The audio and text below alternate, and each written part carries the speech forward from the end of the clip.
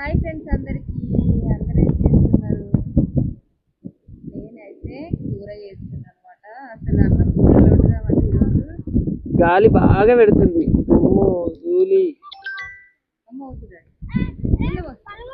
కొంచెం అయినాక వీడియోలు అన్ని ఖరాబ్ చేస్తుంది వీడే. అదే అమ్ములు హాయ్ చెప్పరు ఒకసారి. పాట పాడు.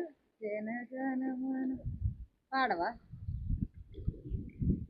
అప్పుడు వాడేది మా పెద్దమ్మలైతే జనగణమన జనగణ మనగణ జనగణ మనగణ. మనగణ జనగణ మనగణ అని పాట పాడేది.